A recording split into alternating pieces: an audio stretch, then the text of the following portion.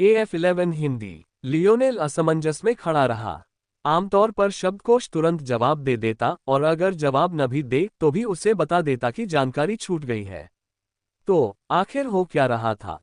कुछ ही देर बाद उसके पिता का होलोग्राम फिर से जीवंत हो उठा, जिससे लियोनेल की आंखें चमक उठीं। ऐसा लग रहा था कि उसके पिता एक से ज्यादा रिकॉर्डिंग छोड़ गए थे। चूंकि यह रिकॉर्डिंग अब सक्रिय हो गई थी, तो इसका मतलब जरूर था कि यह काफी महत्वपूर्ण थी। आखिरकार तुमने इसे चालू कर ही दिया, छोटे रोने वाले बच्चे। लियोनेल के पिता ने सिर हिलाया। अब समय आ गया है। लियोनेल ने दांत पीस लिए और चुप रहा। उसने एक ही चाल दोबारा चलने से इनकार कर दिया। उसके पिता ने उसे एक बार तो पकड़ लिया था, लेकिन अगर दूसरी बार भी पकड़ लिया तो वह कभी नहीं भूल पाएगा। इसलिए वह चुपचाप देखता रहा कि उसके पिता उसके कान कैसे नोच रहे हैं। सौभाग्य से ऐसा लग रहा था कि उसके पिता उसे एक बार धोखा देने के बाद पहले ही संतुष्ट हो चुके थे। मुझे यकीन नहीं है कि आपने कौन सा परिचित हासिल किया है, लेकिन अगर वह मेटल स्पिरिट है तो अच्छी बात है। अगर नहीं भी है तो भी अच्छी बात है। कोई परिचित आपके लिए कितना भी उपयोगी क्यों न हो, याद रखें कि उसके साथ एक साथी और दोस्त की तरह व्यवहार करें। अगर मुझे किसी दिन पता चला कि आपने उसके साथ एक औजार की तरह व्यवहार किया है, तो मैं अपनी हथेली से उसकी एक परत उधेड़ दूंगा। उद्धरण। इतना अश्लील। लियोनेल अपनी आंखें घुमाने से खुद को रोक नहीं सका। अगर आप समझदार हैं तो आप शायद मेरे शब्दों से समझ गए होंगे कि एक परिचित और एक फोर्स क्राफ्टर के बीच रिश्ते का सबसे अहम हिस्सा दोस्ती और आत्मीयता है। आपके दिल जितने ज्यादा एक दूसरे से जुड़े होंगे, नतीजे उतने ही बेहतर होंगे। यदि आप किसी मेटल स्पिरिट को खोजने में कामयाब हो गए हैं, तो बस हाँ कहें और शब्दकोश आपको उस रिकॉर्डिंग तक ले जाएगा। हाँ, लियोनेल ने उत्तर दिया। लियोनेल के पिता ने मुस्कुराते हुए अपना चश्मा ऊपर कर लिया।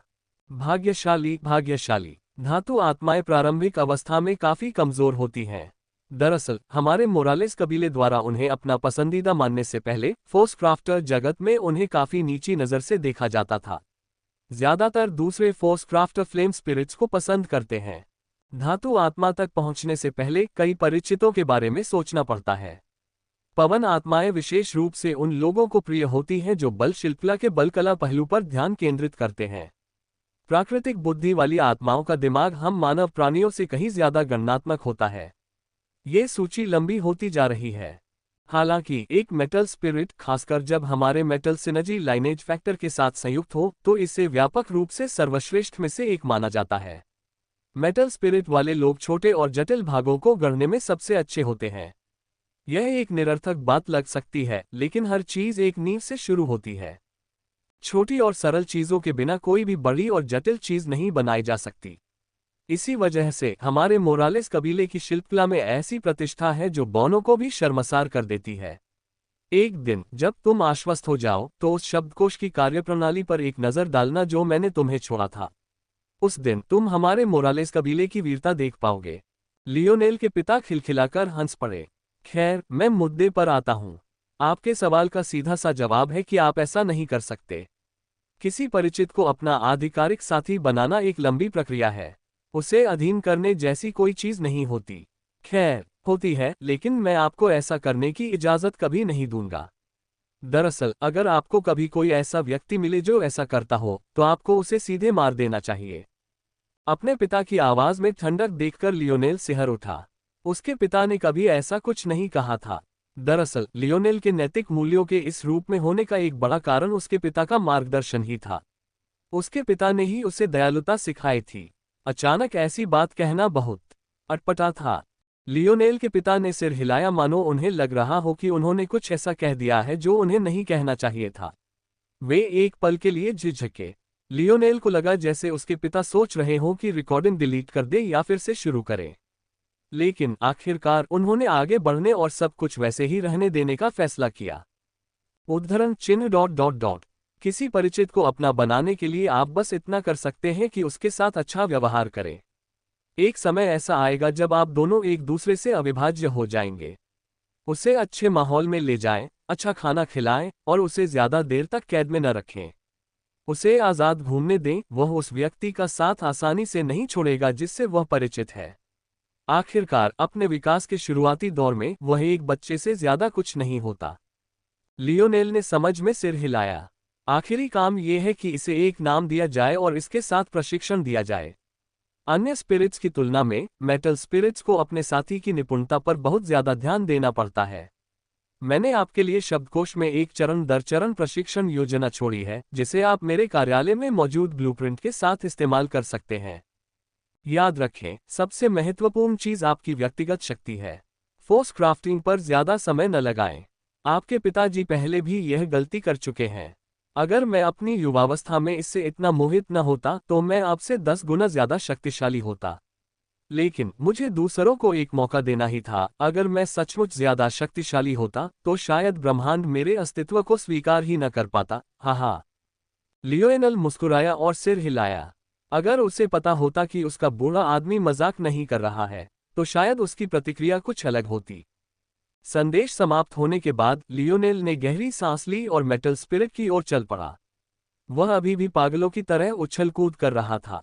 जब उसने देखा कि लियोनेल उसके ऊपर आ गया है, तो वह नीचे बैठ गया और एक छोटा सा गड्ढा बन गया, मानो मुंह बना रहा हो। लियोनेल सचमुच सोचे बिना नहीं रह सका कि यह कितना प्यारा था। ठीक है, आजाद हो जाओ छोटे दोस्त। जैसे ही लियोनेल ने पारदर्शी क्यूब का ढक्कन खोला, मेटल स्पिरिट किसी स्प्रिंग की तरह उछलकर छत से टकराए। फिर बिना रुके वह पूरे कमरे में उछल गई। लियोनेल उसे देखकर मुस्कुराया। उसने सोचा कि शायद उस छोटे से बच्चे को उससे इतनी देर तक बंद रखने के लिए कुछ नाराजगी होगी, लेकिन वह सचमुच एक बच्चे जैसा था। उसकी याददाश्त कमजोर थी और लियोनेल के लिए उसके मन में बस यही भावना थी कि उसने उसे आज़ाद किया। उसे याद ही नहीं था कि उसे शुरू में सिर्फ लियोनेल की वजह से ही बंद रखा गया था। काफी देर बाद धातु आत्मा अपने नए वातावरण से ऊबकर मेज पर बैठ गई। शक्ति उसके चारों ओर चक्कर लगाने लगी और एक तूफान की तरह उसके छोटे से शरीर में विलीन हो गई। लियोनेल चुपचाप देखता रहा और उसे अपनी इच्छानुसार कार्य करने दिया। लगता है कि लैब एक बार में जितना स्टलाइज कर सकती है, उसकी फोर्स सीमित है। मुझे अभी से ही इसका हल्का सा क्षय होता हुआ महसूस हो रहा है।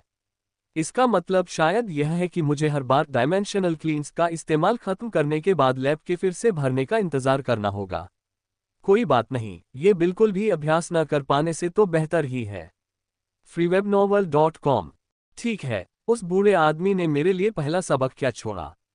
लियोनेल ने फिलहाल मेटल स्पिरिट को परेशान न करने का फैसला किया। चूंकि लियोनेल खुद अपनी मौजूदा हालत में फोर्स का इस्तेमाल नहीं कर सकता था, इसलिए उसने इसे उस छोटे से आदमी पर ही छोड़ दिया। गुनगुनाहट। पुस्तक 1, मूल बातें। पार्ट 1, खतरे। लियोनेल ने सिर हिलाया। कम से कम उसके पिता इस तरह की बातों के मामले में गंभीर तो थे। खतरों के बारे में उसे सबसे पहले सीखना चाहिए, कहीं ऐसा न हो कि वह फिर से खुद को मार डाले, जैसे उस बार हुआ था जब उसने मूर्खतापूर्ण तरीके से एक बल तकनीक में बदलाव किया था। 1. Metal spirits. लियोनेल ने भौहें चढ़ाईं। धातु की आत्माएं खतरनाक होती हैं। फिर पिताजी ने इसे छोड़ने को क्यों कहा? मुझे मत बताना कि यह बूढ़ा मुझे मरवाना चाहता है। धातु आत्माएं अत्यधिक संक्षारक जीव हैं। उनकी प्रवृत्ति भक्षण करने की होती है। विकसित होने के लिए उन्हें बड़ी मात्रा में बल और उच्च स्तरीय खनिजों का सेवन करना पड़ता है। दुर्भाग्य से इवॉल्वर्स में दोनों की उच्च सांद्रता होती है। ये सलाह दी जाती है कि धातु आत्मा के साथ कभी भी त्वचा से त्वचा का संपर्क न होने दें। यहाँ तक कि वे अनुभवी सैनिक भी जो कई वर्षों से अपने साथी के साथ हैं, अपने धातु आत्मा परिचितों के हाथों कष्ट सह सकते हैं। जब भी आप मेटल स्पिरिट को संभाल रहे हों तो उचित रक्षात्मक उपकरण पहनना सुनिश्चित करें। न्यूनतम आवश्यकता एक जोड़ी फोर्सस्किन ग्लव्स की है। हालांकि शुरुआती लोगों के लिए एक पूर्ण फोर्सस्किन सूट अधिक उपयुक्त है।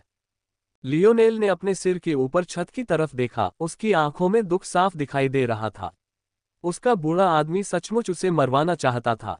अच्छी खबर यह थी कि अब उसे पता चल गया था कि मोंटेज ने उसे जो दस्ताने दिए थे वे क्या थे। बुरी खबर यह थी कि वो दस्ताने तो बस एक न्यूनतम आवश्यकता थे, फिर भी उसके पास बस यही थे। हालात और भी बदतर तब हो गए जब उसने मेटल स्पिरिट को बाहर निकालते समय उन्हें मेज पर रख दिया था। और अब मेटल स्पिरिट उनके ठीक ऊपर से फोर्स को निगल रही थी। लियोनेल को अचानक महसूस हुआ कि वह छोटा लड़का अब उतना आकर्षक नहीं रहा। चूक के बाद लियोनेल को एहसास हुआ कि वह निश्चित रूप से खुद को और आगे बढ़ाने के लिए अच्छी स्थिति में नहीं था। उसे समझ नहीं आ रहा था कि वह क्या सोच रहा है। वेयरमैन के साथ हुए मामले के बाद से वह अभी तक एक पल भी नहीं सोया था और उसका शरीर टूट रहा था। बेहतर होगा कि वह इस बात को एक तरफ रख दे और जब उसका मन तरोताज़ा हो जाए तब वापस आए। सौभाग्य से इसके बाद लियोनेल को प्रयोगशाला के बारे में कुछ उपयोगी बातें पता चली। सबसे पहले प्रयोगशाला की स्थिति उस बल की मात्रा पर निर्भर थी जिस तक उसकी पहुंच थी।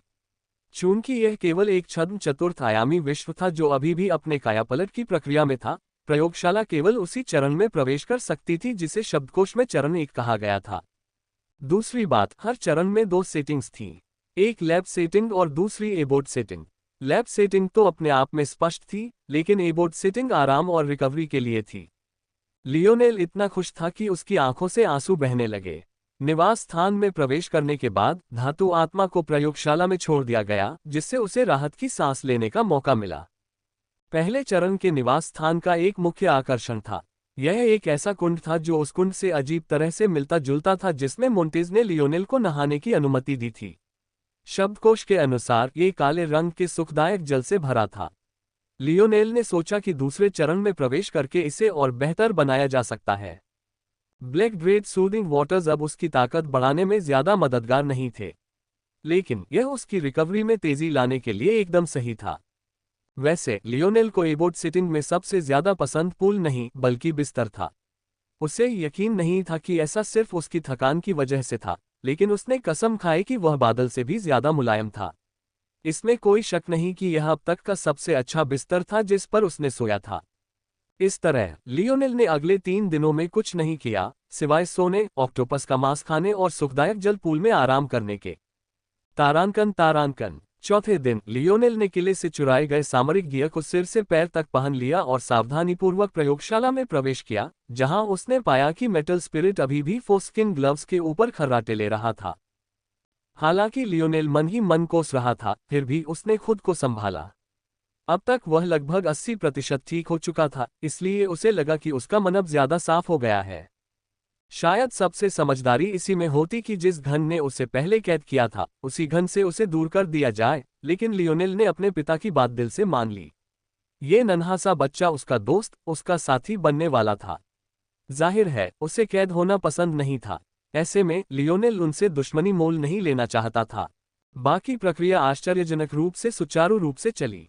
धातु आत्मा शायद इतना बल सोख लेने के कारण काफी सुस्त थी और काले दस्तानों से फिसल गई। अगर वह छोटा सा बुलबुला न बनता और उसकी सतह पर आकर लियोनेल का स्वागत न करता तो लियोनेल को लगता कि उसने इस पर ध्यान ही नहीं दिया। राहत की सांस लेते हुए लियोनेल ने दस्ताने पहने और उस नन्हे बच्चे को अकेला छोड़ दिया। अभी तक उसे उससे बातचीत करने के लिए पर्याप्त जानकारी नहीं थी। फिर उसने गंभीरता से अपनी पढ़ाई शुरू कर दी। गुनगुनाहट। पुस्तक 1, मूल बातें। पार्ट 1, खतरे। अल्पविराम। उंगली में खिंचाव। एक फोर्स क्राफ्टर के लिए आपका सबसे महत्वपूर्ण खजाना आपका साथी नहीं बल्कि आपकी उंगलियां हैं। यह जरूरी है कि आप तैयार होने से पहले जटिल गतिविधियां न करें, वरना आप अपने हाथों में अपूरणीय, छिपी हुई और लंबे समय तक रहने वाली चोटें पहुंचा सकते हैं। ये चोटें अक्सर आपकी प्रगति में कृत्रिम बाधाएं खड़ी कर सकती हैं। पुस्तक 1, मूल बातें। पार्ट 2, स्ट्रेच और मजबूती। देखें। अल्पविराम। 9, बल कला प्रतिक्रियाएं। बल कलाएं एक अविश्वसनीय रूप से जटिल विषय है, यहाँ तक कि सबसे कुशल बल कलाकार भी यह कहने की हिम्मत नहीं करेंगे कि वे सब कुछ जानते हैं। इसलिए अपने विचारों का खाका तैयार करना और उनकी व्यवहार्यता का परीक्षण करना महत्वपूर्ण है। यदि 2 बल कलाएं आपस में टकराती हैं और हिंसक प्रतिक्रिया करती हैं, तो आपको पता चलने से पहले ही आपकी मृत्यु हो सकती है।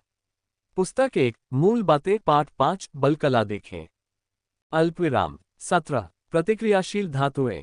अल्पविराम। 23, तृतीय आयामी विद्युत इंजीनियरिंग। 24, चतुर्थ आयामी विद्युत इंजीनियरिंग। अल्पविराम। 37, अतिभोजन और धातु आत्मा क्षमता। अल्पविराम। कोई और शायद अभिभूत हो जाता, लेकिन लियोनेल हर चीज को ऐसे सोख लेता था मानो वह कोई स्पंज हो। उसे न तो बोरियत होती थी और न ही थकान। दरअसल जैसे ही उसने गंभीरता से सीखना शुरू किया, उसमें एक बहुत ही जानी पहचानी आभा फैलने लगी। लियोनेल के लिए इससे कोई फर्क नहीं पड़ता था कि उसे कोई काम पसंद है या नहीं, वह हमेशा उसे पूरी गंभीरता से लेता था। दरअसल बाकी चीजों की तुलना में चूंकि उसके पिता को फोर्स क्राफ्टिंग का बहुत शौक था, इसलिए उसकी राय भी इसके बारे में बेहतर थी। इसलिए जाहिर है वह अपनी तरफ से पूरी कोशिश करता था। इससे पहले कि वह कुछ समझ पाता, उसने पुस्तक 1 का पहला पाठ पूरा कर लिया था और पाठ 2 की ओर बढ़ गया था। गुनगुनाहट। पुस्तक 1 मूल बातें। पाठ 2 स्ट्रेचिंग और मजबूती।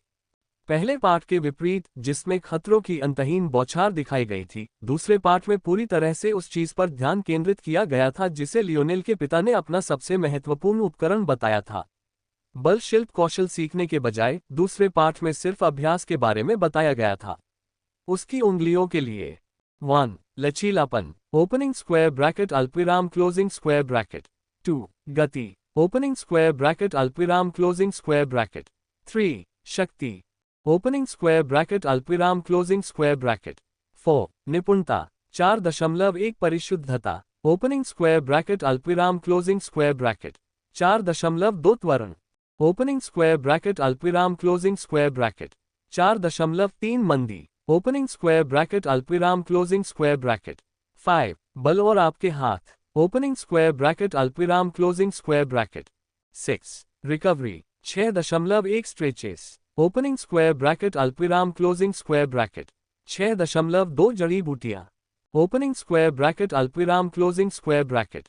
6.3 प्राकृतिक खजाने ओपनिंग स्क्वायर ब्रैकेट अल्पविराम क्लोजिंग स्क्वायर ब्रैकेट। 6.4 बल परिसंचरण ओपनिंग स्क्वायर ब्रैकेट अल्पविराम क्लोजिंग स्क्वायर ब्रैकेट।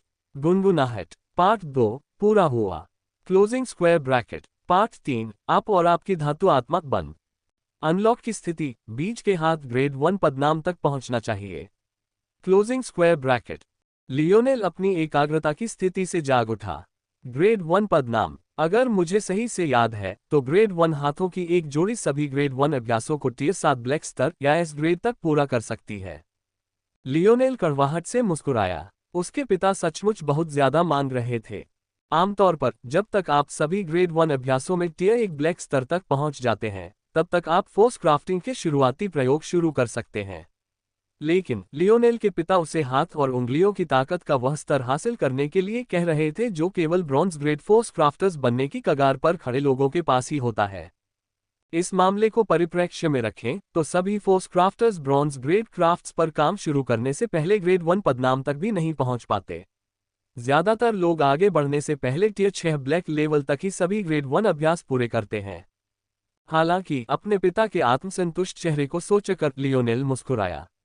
उस बूढ़े को अपनी फोर्स क्राफ्टिंग पर कितना गर्व था। अगर लियोनेल उनकी जरूरतों से बढ़कर होता तो उनका चेहरा कैसा होता। ग्रेड 1 पदनाम के ऊपर एडवांस्ड ग्रेड 1 पदनाम और सुपीरियर ग्रेड 1 पदनाम थे, जो क्रमशः एसएस ग्रेड और एसएसएस ग्रेड स्तर के लिए थे। आमतौर पर केवल वे ही सुपीरियर ग्रेड 1 पदनाम तक पहुंच पाते थे जिनके हाथों में फोर्स नोड्स होते थे। लेकिन लियोनेल को पहले से ही पता था कि उसके अगले फोर्स नोड्स कहां जाएंगे और उसे पता था कि उसके हाथों में उनके लिए उपयुक्त स्थान नहीं है। ऐसे में एडवांस्ड ग्रेड 1 का दर्जा ही सही है। सबसे पहले लचीलेपन के व्यायाम। लियोनेल की आंखें चमक उठी जब उसने अपने पिता द्वारा छोड़े गए अभ्यासों के अनुसार अपनी उंगलियां हिलानी शुरू की। अगर कोई चीज उसे सबसे ज्यादा पसंद थी तो वह थी जीतना। और अब वह अपने पिता के भूत से मुकाबला कर रहा था। पीढ़ियों के बीच प्रतिस्पर्धा। लियोनेल पूरी तरह से एक नई दुनिया में खो गया। हालांकि उसे अभी तक समझ नहीं आ रहा था कि उसे ये सारे हाथ के व्यायाम क्यों करने पड़ रहे हैं। लियोनेल उस उत्सुकता को पूरी तरह भूल चुका था। उसका मन पूरी तरह से अपने लक्ष्य पर केंद्रित था। उनके पिता के प्रशिक्षण कार्यक्रम के अनुसार लचीलापन एक फोर्स क्राफ्टर की उंगलियों को प्रशिक्षित करने का पहला कदम था। लचीलेपन के बिना बाकी सब कुछ मुश्किल हो जाता। लचीलेपन के अभ्यास लगभग वैसे ही थे जैसे कोई मैकेनिक अपनी मशीनों के सबसे छोटे छोटे पुर्जों में भी लगन से तेल लगाता है, उन्हें इस तरह तैयार करता है कि उनके सबसे छोटे कोने भी बेहतरीन कार्यशील स्थिति में रहें। लचीलेपन की नींव रखने के बाद ही लियोनेल अपनी ताकत और गति पर ध्यान केंद्रित करेगा। इस स्तर पर पहुंचने के बाद लियोनेल निपुणता अभ्यास शुरू करेगा जिससे उसे अपनी नई ताकत और गति का उपयोग करना सिखाया जा सके। बेशक सब कुछ एक बार फिर लचीलेपन पर लौट आएगा। हर प्रशिक्षण दिन की शुरुआत और अंत स्ट्रेचिंग से होगा। अंत में रिकवरी का एक चक्र होगा। लगभग 2 हफ्ते बाद लियोनेल को लगा कि उसे अपने पिता की सलाह माननी चाहिए। फोर्स क्राफ्टिंग पर ज्यादा ध्यान देना उसके लिए नुकसानदेह होगा, खासकर इसलिए क्योंकि इससे उसे माइल्स और शिमोन को हराने में कोई मदद नहीं मिलेगी। मैं काफी देर से यहाँ हूँ लेकिन अभी तक कोई नहीं आया। लियोनेल ने अपनी आंखें सिकोड़ते हुए अपनी कलाई घड़ी की ओर देखा जो अभी भी उसकी बाह पर बंधी हुई थी। यही बात उसकी सबसे बड़ी चिंता थी। उसे हमेशा लगता था कि बस कुछ ही समय की बात है जब इसका इस्तेमाल उसकी लोकेशन ट्रैक करने के लिए किया जाएगा। पहले लियोनेल एक ही जगह पर रहने का जोखिम ही उठा सकता था। आखिरकार अगर उस पर नजर रखी जा सकती थी तो उसके हिलने डुलने या न हिलने से कोई खास फर्क नहीं पड़ता था। दरअसल जब वह गंभीर रूप से घायल हो जाता था तब हिलने डुलने का उस पर नकारात्मक असर ही पड़ता था। लेकिन इतने लंबे समय बाद भी कुछ नहीं हुआ था। वह तो लगभग भूल ही गया था। शायद ये भी बाकी सारी तकनीक की तरह जाम हो गया है। मुझे याद है कि पैराडाइज आइलैंड्स के गिरने के बाद ये पूरी तरह से खामोश हो गया था। जब तक मैं माया मकबरे में नहीं गया तब तक इसमें जीवन के कोई संकेत नहीं दिखे। शायद मुझे इसकी चिंता सिर्फ जोन के अंदर ही करनी होगी। लियोनेल इस विचार को स्वीकार कर सकता था। फिर भी वह डरा नहीं। अब तक उसका शरीर पूरी तरह ठीक हो चुका था और उसे ये भी लग रहा था कि वह पहले से ज्यादा मजबूत हो गया है। उसे लगा कि शायद ऐसा इसलिए हो रहा है क्योंकि उसके पिता की उल्टी के असर फिर से निकल रहे थे। freewebnovel.com। दरअसल वह इसके बारे में और जानना चाहता था। उसने शब्दकोश से भी इसके बारे में पूछा। बदकिस्मती से उसे जवाब में जानकारी छोड़ी गई मिला। मुझे लगता है कि मुझे फिर से स्पीयर डोमेन में प्रवेश करना चाहिए। लियोनेल ने गहरी सांस ली और लैब से बाहर जाने के लिए उठ खड़ा हुआ। इससे पहले कि वह कुछ समझ पाता, वो छोटा लड़का मेज से उछलकर उसकी हथेलियों पर आ गिरा, उसकी उंगलियों और हाथों के चारों ओर घूमता हुआ मानो अलविदा कह रहा हो। लियोनेल मुस्कुराया। चूंकि उसने फोस्किन ग्लव्स पहने हुए थे इसलिए उसे कोई चिंता नहीं थी। मैं कल वापस आऊंगा। मेटल स्पिरिट पर एक बुलबुला बना और एक बूप ध्वनि के साथ फटा इससे पहले कि वह छोटा लड़का कुओं वाली अजीब मेज पर वापस कूद गया। उसने अभी तक मेटल स्पिरिट को कोई नाम नहीं दिया था। वह पहले पार्ट 3 सुनना चाहता था क्योंकि मेटल स्पिरिट और फोर्स क्राफ्टर के बीच के रिश्ते को समझने के लिए यह जरूरी लग रहा था। वह कोई और बेवकूफ़ी भरी गलती नहीं करना चाहता था जिसे टाला जा सकता था। जल्द ही लियोनेल अपने हाथों के लिए ग्रेड 1 रिकवरी ट्रीटमेंट करवाकर अपने बेडरूम में पहुंच गया। फिर वह आराम से लेट गया क्योंकि वह अपना सिर फिर से जमीन पर नहीं पटकना चाहता था और उसने अपनी आंतरिक दृष्टि को स्पीयर डोमेन रिंग की ओर बढ़ाया। लियोनेल को लगा कि उसका शरीर फिर से हल्का हो गया है, मानो उसकी चेतना को उसके दिमाग से बलपूर्वक बाहर निकाल दिया गया हो। जब उसकी दृष्टि साफ हुई तो वह एक बार फिर उस नारकीय भाले वाले कब्रिस्तान में था। उसके सिर के ऊपर गहरे लाल काले रंग का आकाश लटका हुआ था, उसके चारों ओर विभिन्न आकार और आकृति के भाले बिखरे हुए थे तथा उसके कंधों पर एक भारी दबाव था जो उसे किसी भी क्षण कुचल सकता था। इस बार लियोनेल को बहुत कुछ समझ में आया और वह आंख मूंद कर इधर उधर नहीं घूमने लगा। यहाँ आने से पहले उसने शब्दकोश पर अच्छी तरह से सवाल उठाए थे और बहुत कुछ सीखा था। पहली बात, यह उसका असली शरीर नहीं था बल्कि उसकी आत्मशक्ति या आत्मा से बना उसका एक रूप था, जैसा कि लियोनेल उसे कहना पसंद करते थे। दूसरी बात, उस पर दुनिया का नहीं बल्कि भालों का लगातार दबाव था। प्रत्येक भाला अपने पूर्व स्वामी की चेतना से जुड़ा था। ये चेतनाएं लियोनेल की वर्तमान अवस्था के समतुल्य थीं। इस प्रकार वे लियोनेल के आत्मिक रूप पर दबाव डालती थीं। भाला उस विशाल पर्वत शिखर के जितना करीब होता था जो आगे आसमान को चीरता था, चेतना उतनी ही अधिक शक्तिशाली होती थी और इस प्रकार आगे बढ़ना उतना ही कठिन होता था। लियोनेल की वर्तमान शक्ति के साथ ये चमत्कार ही था कि वह इस जगह पर जीवित बच सका। आमतौर पर यह भाले के बल को समझने के बाद ही संभव होता। तभी कोई यहाँ भालों के दबाव का प्रतिरोध कर पाता। हालांकि लियोनेल की क्षमता ने उसकी आत्मा को एक जबरदस्त बल दिया जिससे वह इस स्थिति से बच सका। खैर, लियोनेल बस एक कदम ही चल पाया और एक भाला छू पाया, उसके बाद उसकी हिम्मत जवाब दे गई। इसलिए इस बार उसे ज्यादा सावधानी बरतनी पड़ी। पिछली बार निकाले गए आदिम भाले से उसे बहुत फायदा हुआ था, लेकिन वह दोबारा वैसा भाला नहीं उठाना चाहता था। आदिम मनुष्य की युद्ध क्षमता का पूरा फायदा उठाने के लिए लियोनेल को अपने मन को उसी अवस्था में डुबोना पड़ा। हालांकि लियोनेल खून का प्यासा, युद्ध का भूखा इंसान नहीं था। वह शांत रहना पसंद करता था।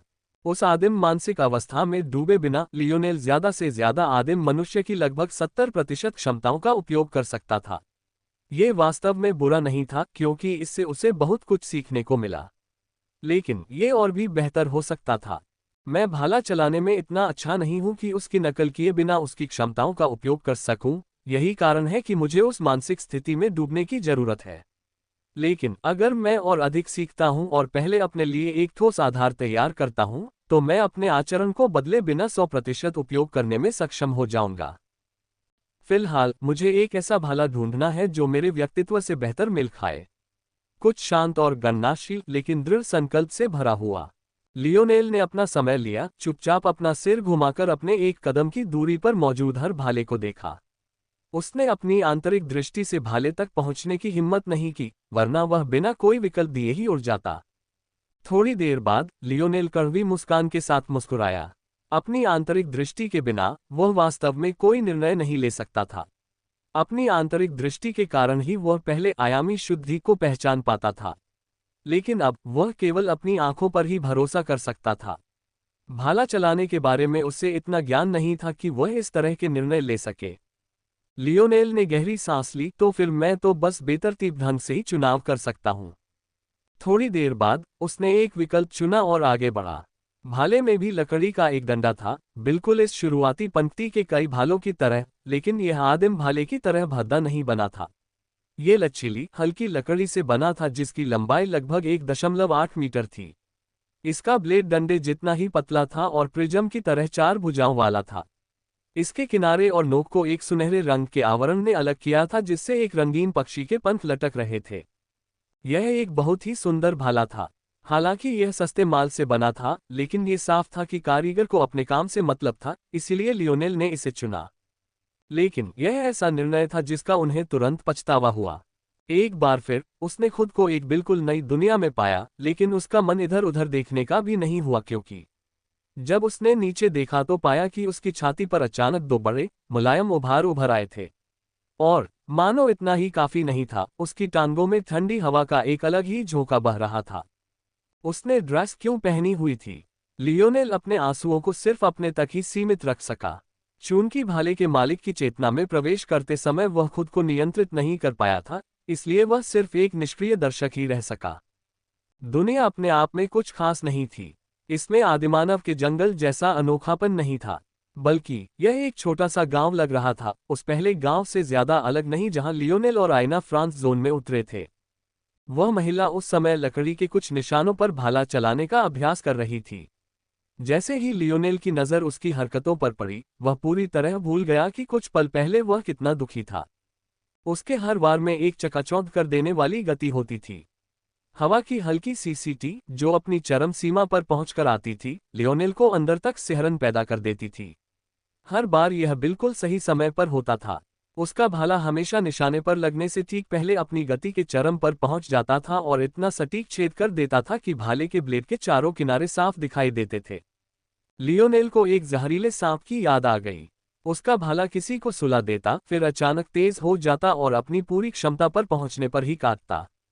हालांकि वह उस आदिम मनुष्य जितनी क्रूर नहीं थी, फिर भी लियोनेल उसके अंदर छिपे जहर को महसूस कर सकता था। उसकी विचारधारा भी उस आदिम मनुष्य से कम प्रतिशोधी और रक्तपिपासु नहीं थी। एक तेज सीटी ने लियोनेल और उस महिला जिसके शरीर में वह था, दोनों का ध्यान आकर्षित किया। जल्द ही 3 लोगों का एक समूह उस महिला के पास आया, जिसका नेतृत्व एक युवक कर रहा था, जिसकी नंगी छाती पर उभरी हुई मांसपेशियां मानो लोहे की बनी हुई लग रही थीं। वे तुरंत ऐसी भाषा में बात करने लगे जो लियोनेल समझ नहीं पाया, लेकिन सच कहूं तो लियोनेल को समझने की जरूरत नहीं थी, क्योंकि वे उसे, या यूं कहें कि उसे, घूरती और अश्लील निगाहों से देख रहे थे। अब जब लियोनेल उस औरत के भाला कौशल से विचलित नहीं हुआ, तभी उसे अच्छी तरह समझ आया कि वह किस तरह की खूबसूरती के शरीर में समाया हुआ है। अगर उसे कुछ ही शब्दों में बयां करना हो तो लियोनेल यही कहेगा, असंभव हद तक उत्तेजक। लियोनेल को अब एहसास हुआ कि अगर भाले का मालिक पुरुष होने की कोई गारंटी नहीं थी, तो शायद भाला चलाने वाला भी इंसान ही होगा, इसकी कोई गारंटी नहीं थी। ये औरत तो बिल्कुल भी इंसान नहीं थी। अगर उसे पीट पीट कर मार भी दिया जाए तो भी लियोनेल को यकीन नहीं होगा कि वह एक सक्कुबस के अलावा कुछ और थी। उसने सिर्फ 2 जानवरों की खाल से बने कपड़े पहने थे। एक तो बिना पट्टियों वाला था जो उसकी छाती को बांध रहा था, और दूसरा एक छोटी स्कर्ट थी जो उसकी जांघों के बीच तक भी नहीं पहुंच रही थी। और मानो इतना ही काफी नहीं था, एक तरफ एक चीरा था जिससे उसकी टांगें और भी ज्यादा दिखाई दे रही थीं। उसकी त्वचा गहरी, मुलायम और बेदाग थी। उसकी हर हरकत उसके शरीर की लचीलेपन को उजागर करती थी, जिस तरह उसके कूल्हे पेंडुलम की तरह घूमते थे, जिस तरह उसके स्तन उसकी हर हल्की सी हरकत के साथ उछलते थे, यहाँ तक कि जिस तरह उसके बाल हवा में लहराते थे। अगर लियोनेल उसके शरीर से जुड़ा नहीं होता तो शायद वह उस दृश्य की सराहना करता, भले ही वह उस पर ज्यादा प्रतिक्रिया न करता। लेकिन चूंकि वह जुड़ा था, इसलिए उसे घबराहट और बेचैनी महसूस हो रही थी। यह एहसास तब और भी बदतर हो गया जब वह महिला उन तीनों पुरुषों के साथ ऐसे फ्लर्ट करने लगी मानो वह उन्हें अपने घर ले जाकर एक चक्कर लगाएगी, जो जिंगाहाई ने अपने शरीर पर गुदवाए किसी भी टैटू से कहीं ज्यादा जंगली था। कृपया पवित्र चीजों के लिए मेरे साथ ऐसा मत करो। बदकिस्मती से उस औरत ने लियोनेल की चीखें नहीं सुनी, या यूं कहें कि ये दुनिया उसके लिए बनाई ही नहीं गई थी कि वह सुन सके। वह तीनों पुरुषों के साथ छेड़खानी करती रही, अश्लील टिप्पणियां करती रही और बिना किसी रोक टोक या शर्मिंदगी के अपनी आकर्षक आकृति का प्रदर्शन करती रही। हालांकि ऊपर वाले की कृपा से जब तीनों पुरुषों ने लियोनेल को निमंत्रण समझकर कुछ कहा तो महिला ने उन्हें ठुकरा दिया। फिर उसने कुछ ऐसा कहा जो शायद अपमानजनक रहा होगा, क्योंकि मुख्य पुरुष गुस्से से लाल हो गया। इन लोगों ने शायद सोचा होगा कि अपना गुस्सा निकालना आसान होगा, लेकिन इसके बाद जो हुआ उससे लियोनेल, जो उस सक्कुबस जैसी महिला का निशाना भी नहीं था, कांप उठा। उसका भाला किसी जानलेवा ततैया के दंड जैसा था। उसके ब्लेड की बनावट के कारण उसके सभी हमले एक भेदी गति के विभिन्न रूप थे। फिर भी वार, चौप और वार की विविधता के अभाव के बावजूद उसकी चालों से निपटना असंभव सा लग रहा था। लियोनेल ने चाहे जो भी नकल की हो, चाहे उसने जो भी चालें चली हो, चाहे उसने कितनी भी कोशिश की हो, उसे एहसास हुआ कि अगर वह इस महिला से लड़ेगा तो केवल एक ही निष्कर्ष होगा, मौत। वह अपने शत्रुओं के साथ खेल रही थी तथा अपने कोमल होठों पर एक मोहक मुस्कान बिखेरते हुए वह बार बार उन पर वार कर रही थी। तीनों आदमियों ने अपना घमंड चूर होने के बाद भागने की कोशिश की, लेकिन सक्कुबस की रफ्तार बहुत तेज थी। वह तितली की तरह फड़फड़ा रही थी और बड़ी आसानी से तीनों को भागने से रोक रही थी। उसके चेहरे पर एक प्यारी सी मुस्कान थी। एक समय ऐसा आया कि उनके गांव के दूसरे लोग भी यह शानदार तमाशा देखने के लिए इकट्ठा हो गए। लियोनेल को जल्द ही एहसास हो गया कि यह उनका गांव नहीं था, बल्कि ऐसा लग रहा था कि ये तीनों पुरुष बाहरी लोग थे जो इस महिला की शक्ति से पूरी तरह अनजान थे और अब वे इसकी कीमत चुका रहे थे। लियोनेल को उनके शरीर में भरे खूनी गड्ढों की गिनती ही भूल गई। वे तड़प तड़प कर चीख रहे थे, मर जाना चाहते थे, लेकिन वह औरत अपने खिलौनों को छोड़ने को तैयार नहीं थी। काफी देर बाद पुरुषों की चीखें अंततः शांत हो गईं। अभ्यास मैदान खून से लथपथ था, लेकिन उस मोहक सौंदर्य पर एक भी बूंद नहीं पड़ी थी। दरअसल उसके चेहरे पर अब भी वही मुस्कान थी। तीनों शवों को ऐसे देख रही थी मानो वे कोई उत्कृष्ट कृति हो, न कि तीन जीवित और सांस ले रहे आदमियों की लाशें। उस पल उस औरत की चेतना लियोनेल की ओर मुड़ गई, जिससे उसे गहरा सदमा लगा। उसने अपनी पीठ पर ठंडे पसीने का एहसास महसूस किया और उसकी आंखें मानो उसे भी खेलने के लिए आमंत्रित कर रही थीं। वह चौंककर बिस्तर से उछलकर उठा। सांस लेने की कोशिश करते हुए उसकी सांसों का भारीपन हवा में तैर रहा था, उसकी छाती धड़क रही थी। काफी देर बाद उसने अपने हाथ में भाले को देखा, उसकी शांति लौट आई। उसकी आंखों में एक ठंडी चमक आ गई। ये वह चेतना नहीं थी जिसकी उसे तलाश थी, लेकिन लियोनेल को लगा कि यह उसके लिए बिल्कुल सही है। ये स्थान एक हलचल भरा बंदरगाह था। आधा दर्जन जहाज किनारे के समानांतर खड़े थे और हर जहाज के दोनों ओर एक बड़ा सा रैंप बना हुआ था। कई चालक दल के सदस्यों को इन रैंपों पर ऊपर नीचे भागते हुए देखा जा सकता था। कुछ लोग माल के बड़े बड़े टुकड़े खींच रहे थे, कुछ लोग बेफिक्री से बातें कर रहे थे और कुछ ऊपर से आदेश दे रहे थे। ये जहाज खासकर 25वीं सदी में देखने में अजीबोगरीब लगते थे। ये सभी शानदार स्टील के विशालकाय जहाज नहीं, बल्कि साधारण लकड़ी के जहाज थे। दरअसल इन सभी में पाल और एक निचला तल था जिसमें लंबे सशस्त्र चप्पुओं के लिए छेद थे। ये दर्जन भर जहाज ज्यादा बड़े नहीं थे, सिर्फ 40 से 50 मीटर लंबे। हालांकि किनारे से कुछ दूरी पर लगभग 200 मीटर लंबा एक बड़ा मदरशिप दिखाई दे रहा था। ऐसा लग रहा था जैसे वह ऑपरेशन पर नजर रख रहा हो। उसी समय एक युवक दूर से धीमे कदमों से बंदरगाह की ओर आया। उसके बाल बिखरे हुए और लंबे थे, भूरे सुनहरे रंग में रंगे हुए।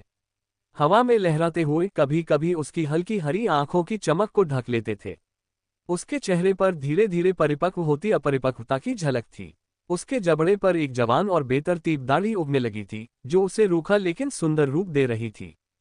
उसने साधारण कपड़े पहने थे, उसके निचले हिस्से में स्वेटपैंट और स्नीकर्स थे, जबकि उसके धड़ पर एक टाइट लंबी बाजू की काली कंप्रेशन शर्ट थी जो षटकोणीय डिजाइनों से चमक रही थी। उसके गले में एक चांदी की चेन भी लटक रही थी जिसमें एक लगभग अदृश्य दरार थी। वह एक ऐसा अस्तित्व था जो मेटामॉर्फोसिस के आने के बाद बेहद दुर्लभ हो गया था। अगर उसकी पीठ पर लगा वह खूबसूरत भाला न होता तो कोई सोचता कि वह एक साधारण किशोर लड़के से ज्यादा कुछ नहीं है। लेकिन अजीब बात अभी भी साफ दिख रही थी। लड़का बहुत साफ सुथरा था। एक अकेला यात्री इतनी आसानी से प्रांत पार कैसे कर सकता था? ऐसा लग रहा था जैसे वो आराम से टहल रहा हो। उसके चेहरे पर वो भारीपन नहीं था जो किसी ऐसे व्यक्ति के चेहरे पर होना चाहिए जिसने अभी अभी अपनी जान जोखिम में डाली हो।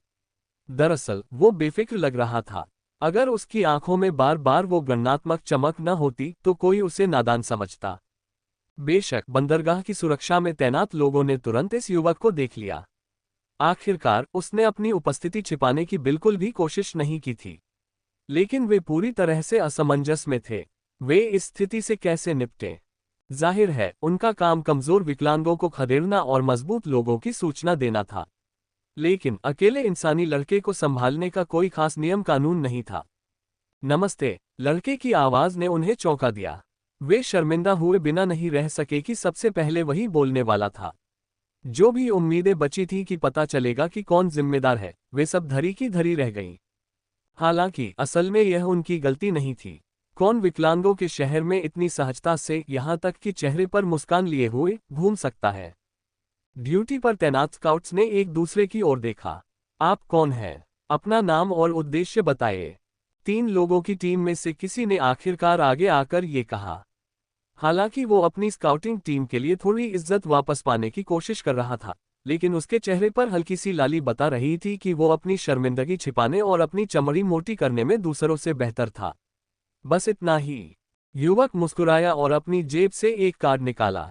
मेरा नाम लियोनेल मोरालेस है, मैं स्लेयर लीजन में शामिल होने आया हूं। तीनों आदमियों की आंखें तेज हो गईं। उनका गैर पेशेवर रवैया गायब हो गया और उनकी पीठ भाले की तरह सीधी हो गई। लियोनेल उनके आंकड़ों से बता सकता था कि वे उससे कहीं कमजोर थे, लेकिन उनकी आभा ही बता रही थी कि युद्ध में उनका अनुभव उससे कहीं ज्यादा था। स्काउट जो पहले आगे बढ़ा था, लियोनेल को ऊपर से नीचे तक देखने लगा। जितना ज्यादा वह देखता, लियोनेल पर उसे उतना ही शक होता। वरना एक किशोर लड़का उस मौत के फंदे से बिना किसी खरोंच के अकेला कैसे निकल सकता था? उसके कपड़े भी बेदाग थे। बस यही वजह लग रही थी कि वो कोई जासूस था। ऐसा तो नहीं हो सकता कि साम्राज्य इतना अयोग्य जासूस भेजे, है ना? स्काउट की भौहें भ्रम में सिकुड़ गईं। अंत में उसने सिर हिला दिया। वह एक स्काउट था, कमांडर नहीं। वह ये फैसला बड़े लोगों पर छोड़ता। इस समय अगर लियोनेल वाकई जासूस नहीं था, तो इसका मतलब था कि वह इतना ताकतवर था कि अकेले बिना किसी नुकसान के यात्रा कर सकता था।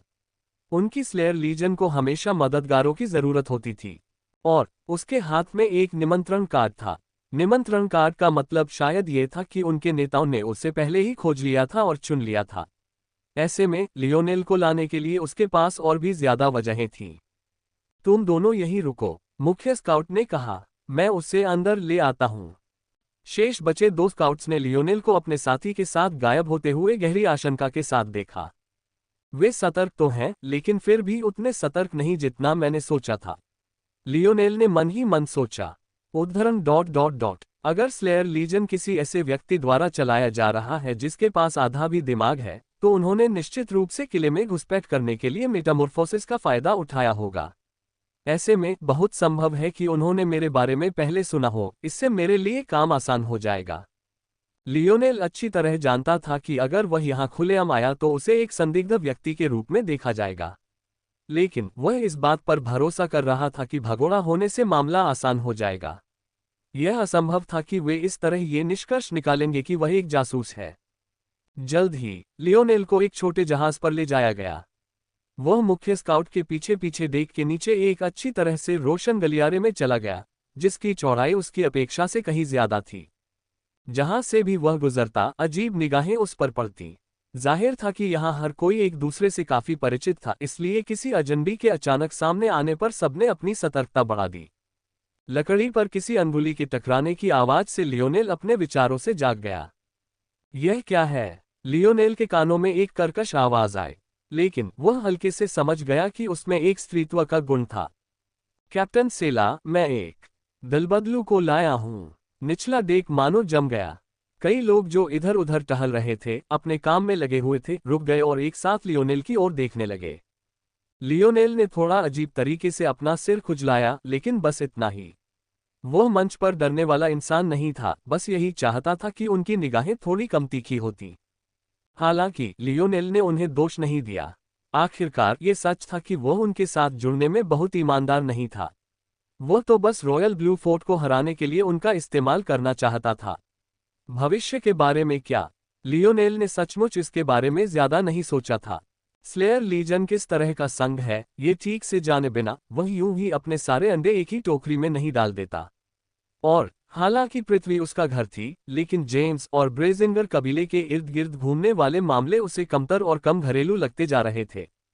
अब तक उसे साफ पता चल गया था कि उसके पिता पृथ्वी से नहीं थे। तो क्या इसका मतलब यह नहीं था कि उसका घर कहीं और था? पृथ्वी का उसके लिए इस समय एकमात्र उपयोग उसके द्वारा निर्मित जोन ही थे।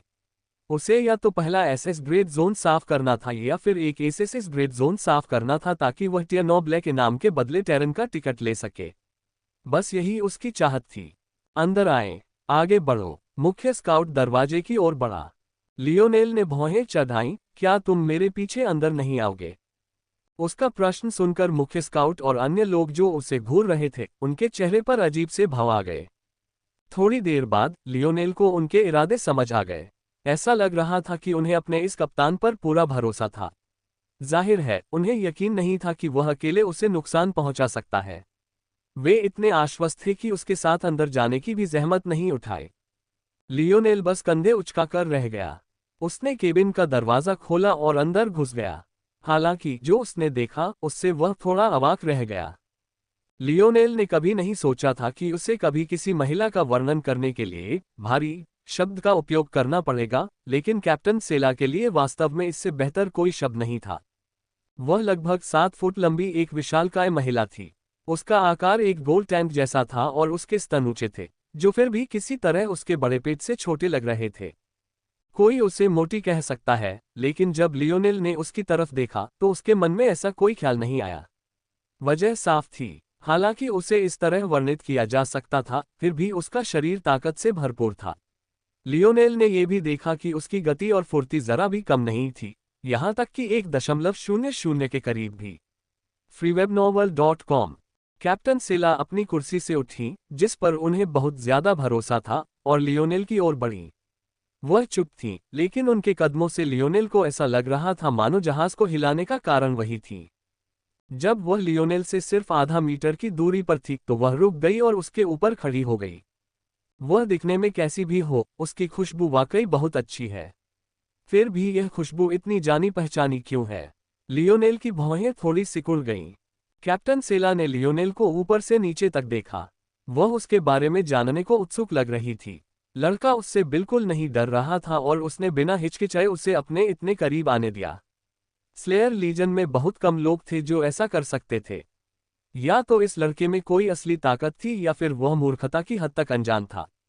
कैप्टन सेला को पूरा 1 मिनट बाद एहसास हुआ कि उन्होंने लियोनेल को काफी देर तक देखा है। किसी और को इतनी देर तक देखते रहने में शर्मिंदगी महसूस हो सकती थी, लेकिन ऐसा लग रहा था कि इस कैप्टन को इसकी कोई परवाह नहीं थी। तुम्हारा नाम क्या है? Lionel Morales. क्या ऐसा है? मुझे उन सभी लोगों के नाम पता है जिनकी ओर स्लेयर लीजन पहुंचता है, लेकिन तुम्हारा नाम कभी नहीं लिया गया। ऐसे में मैं तुम्हें जासूस मानकर अभी क्यों न मार डालूं? लियोनेल ने मन ही मन भौहें चढ़ाईं। उसने मुख्य स्काउट को सिर्फ इतना बताया था कि वह यहाँ एक निमंत्रण कार्ड लेकर आया है, लेकिन उसने कैप्टन सेला को अभी तक ये नहीं बताया था। हालांकि एक पल बाद उसे एहसास हुआ कि कार्ड अभी भी उसके हाथ में है। इतनी देर तक उसे देखते रहने के बाद कैप्टन की ओर से ऐसी कोई बात नजरअंदाज करना बड़ी लापरवाही होगी। उसे सारे नाम याद हैं। मुझे शक है, एक ऐसे संगठन के रूप में जो सेंशन एम्पायर को खत्म करना चाहता है, वे निश्चित रूप से बेहद सतर्क हैं। जिससे मैं इतनी आसानी से मिल सकता हूं, उसके पास निश्चित रूप से उच्च सुरक्षा मंजूरी नहीं है, इसलिए उसके पास इतनी सारी जानकारी होने का कोई रास्ता नहीं है। इसके अलावा मान लीजिए कि मैं गलत हूं और इस स्लेयर लीजन को जरूरत से ज्यादा आंक रहा हूं। उनके जैसे संगठन को तो कम से कम दसियों हजार निमंत्रण भेजने ही होंगे। अगर वे ऐसा नहीं करते तो उनके पास कभी भी इतनी बड़ी ताकत नहीं होगी कि वे किसी विशालकाय संगठन का मुकाबला कर सकें।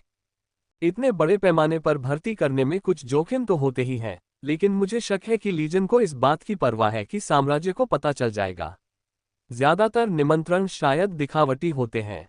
इतने सारे निमंत्रण भेजे जाने के बाद उसके लिए सभी नामों को याद रखना नामुमकिन है। ऐसे में एक और वजह है जिससे उसे यकीन है कि यह निमंत्रण मेरा नहीं है। पहली संभावना यह है कि निमंत्रणों के अपने स्तर होते हैं, यह एक उच्च स्तरीय निमंत्रण हो सकता है। अगर ऐसा है तो शायद इसे पाने वाले कम लोग होंगे, इसलिए उसके लिए यह जानना वाकई संभव हो सकता है कि मेरा नाम सूची में नहीं है। दूसरी संभावना मेरी उम्र की है।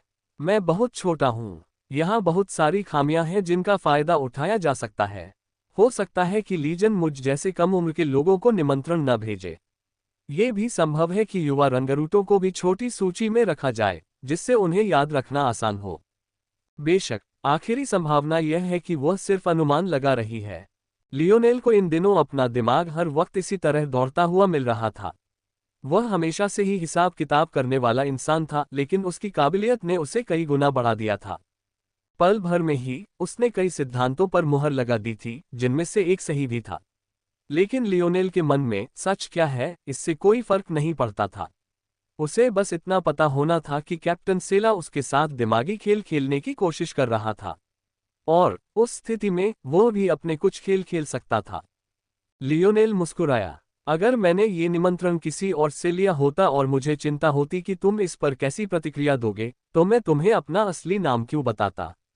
सच तो यह है कि यह निमंत्रण मेरा नहीं है, मैंने इसे यूं ही उठा लिया। लेकिन मेरी ईमानदारी सच्ची है। कैप्टन सेला की आंखें सिकुड़ गईं। लियोनेल गलत नहीं था। अगर वह जासूस होता तो इतिहास का सबसे अयोग्य जासूस होता।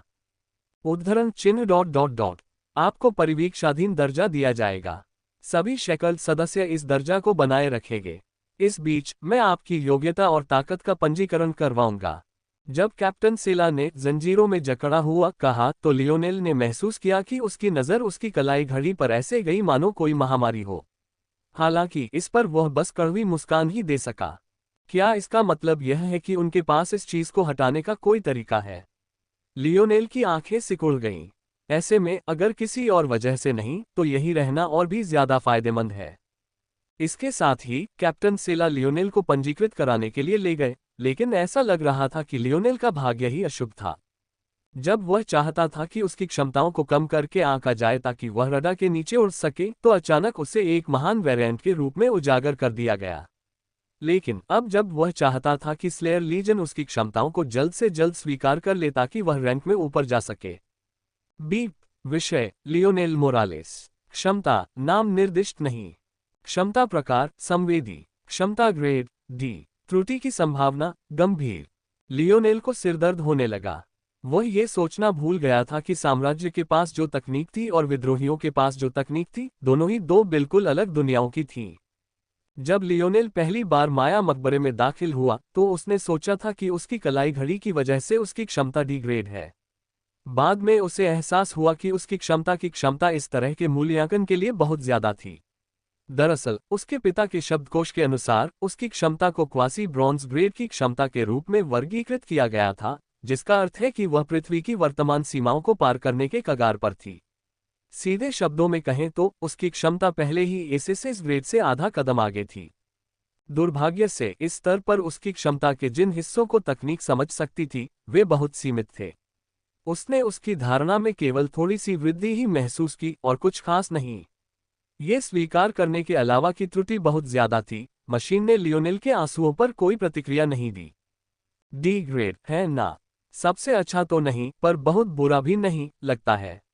एक संवेदी किस्म के इंसान के तौर पर तुम स्काउटिंग के लिए काफी अच्छे होगे। हम वैसे भी अपनी परिधि इकाइयों का विस्तार करने की योजना बना रहे हैं।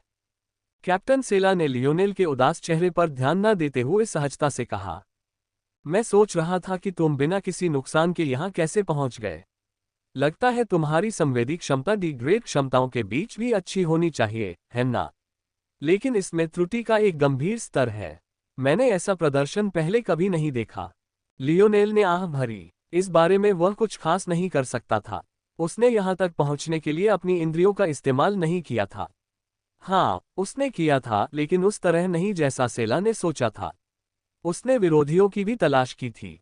वह इतना साफ सुथरा दिखने का एकमात्र कारण उसके चांदी के चेन वाले हार का स्वतः सफाई करने वाला गुण था।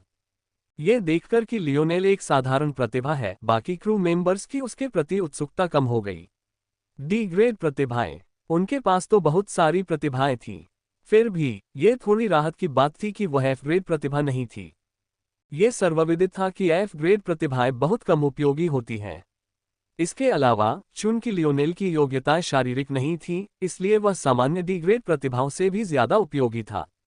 कुल मिलाकर वह एक अच्छा सदस्य तो था, लेकिन इतना भी नहीं कि वे अपने व्यस्त कार्यक्रम से समय निकालकर उसके बारे में पूछताछ करें। ठीक है, कैप्टन सेला ने अपने मांसल हाथों को आपस में थपथपाया। मैं तुम्हें स्काउट लीडर झांग के पास भेज दूंगी। तुम बिल्कुल सही समय पर आए हो। रवाना होने से पहले हमें अभी कुछ और काम करने हैं, इसलिए नए रंगरूटों को प्रशिक्षित करने का ये सही समय है। मानो लियोनेल को भगाने की कोशिश कर रही हो, कैप्टन सेला ने उसे किसी और के पास ले जाने का अपना कर्तव्य टाल दिया। सच तो यह है कि लियोनेल को व्यक्तिगत रूप से उसकी राय लेने के लिए प्रेरित करना उसके प्रति पहले से ही एक बड़ा सम्मान था। जब उसने बिना किसी डर के उसका सामना किया तो शायद उसे उसमें कुछ खासियत नजर आए।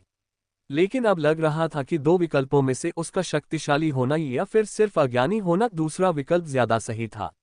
ऐसे में अपने जहाज के कप्तान के तौर पर उसके पास रहने का कोई कारण नहीं था। तारांकन, आप नए भर्ती हुए हैं। लियोनेल मोरालेस है ना? कोई संवेदी क्षमता? अच्छा। स्काउट लीडर औसत कद का एक दुबला पतला आदमी था। उसकी कद काठी ज्यादा प्रभावशाली नहीं थी, खासकर क्योंकि उसकी उम्र बढ़ती जा रही थी, लेकिन उसकी आंखें तेज और जबान तेज थी। लियोनेल ने अंदाजा लगाया कि वह न सिर्फ स्काउटिंग में अच्छा होगा, बल्कि एक बेहतरीन अंडरकवर एजेंट भी होगा। कैप्टन झांग ने जल्दी बात की, लियोनेल को अपनी बात कहने का मौका ही नहीं दिया। शुरू में तो उसने सोचा था कि बाकी लोगों ने नए रंगरूट को उसकी तरफ इसलिए धकेल दिया क्योंकि वे सब स्काउट्स को नीची नजर से देखते थे। लेकिन लियोनेल में संवेदी क्षमता देखकर उसका मूड खुश हो गया। आमतौर पर ऊपरी प्रबंधन में बैठे ये कमीने बेकार का कचरा मेरे पास फेंक देते हैं और उम्मीद करते हैं कि ये खजाने की तरह निकलेगा। ये बेकार बेवकूफ ये क्यों नहीं समझते कि अच्छी स्काउटिंग कैसे जान बचा सकती है? यह मेरी समझ से परे है। लियोनेल अवाक रह गया। उसने सोचा कि कैप्टन सेला से तो सब डरते हैं, लेकिन ये स्काउट लीडर झांग तो अपनी छवि की भी परवाह किए बिना उसकी निंदा कर रहा था। ऐसा भी नहीं था कि लियोनेल यहाँ अकेला था। यहाँ तक कि जिन रंगरूटों को वह बेकार कचरा कहकर चिढ़ा रहा था, वे भी उससे ज्यादा दूर नहीं थे। स्काउटिंग यूनिट होने के नाते उनके पास अपना कोई जहाज नहीं था, बल्कि वे जहाजों के बीच अलग अलग थे। इसलिए ये कहा जा सकता है कि स्काउट लीडर झांग अकेले कैप्टन स्तर के व्यक्ति थे जिनके पास अकेले कमान संभालने के लिए कोई जहाज नहीं था। चूंकि वे अभी डॉक पर थे, स्काउटिंग इकाइयों को एक बड़ा सैन्य तंबू दिया गया था जो उनके अस्थायी अड्डे के रूप में काम करेगा। अकेला तंबू कम से कम 10 मीटर ऊंचा और 20 इंच का था। इसलिए ये कहना सुरक्षित था कि ज्यादातर, अगर सभी नहीं, तो ड्यूटी से बाहर के स्काउट यहीं थे। लेकिन उसने अपनी आवाज बिल्कुल नहीं छिपाई। घंटों तक लियोनेल की प्रशंसा करने और उसकी आलोचना करने के बाद कैप्टन झांग ने अंततः उसे माल्ट नाम के एक व्यक्ति को सौंप दिया। तुम्हें स्काउट लीडर माल्ट के दस्ते में रखा जाएगा। तुम जो कुछ भी जानना चाहते हो उससे पूछो। तुम्हारे प्रदर्शन के आधार पर हम बाद में तुम्हारे भविष्य की संभावनाओं पर बात कर सकते हैं। कैप्टन झांग ने लियोनेल से लगभग 1.5 सिर छोटे एक आदमी की ओर इशारा किया।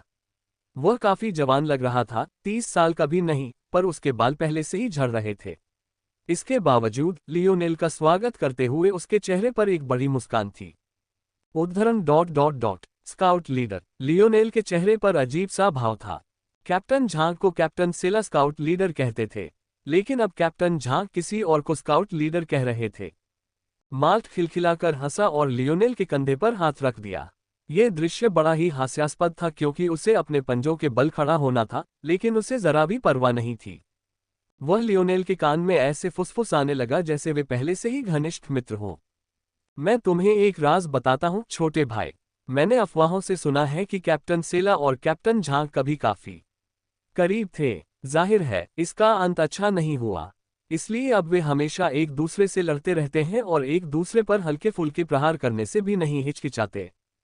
कैप्टन झांग की सबसे बड़ी असुरक्षा यह है कि उनके पास कमान संभालने के लिए अपना कोई जहाज नहीं है।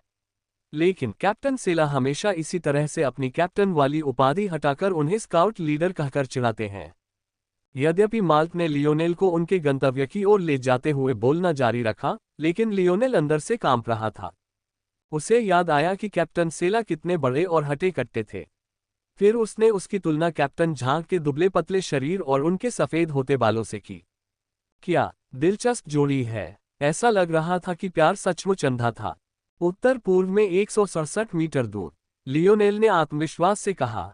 उनमें से कितने हैं और उनकी शक्ति कैसी है? दस्ते के नेता माल्ट ने पूछा।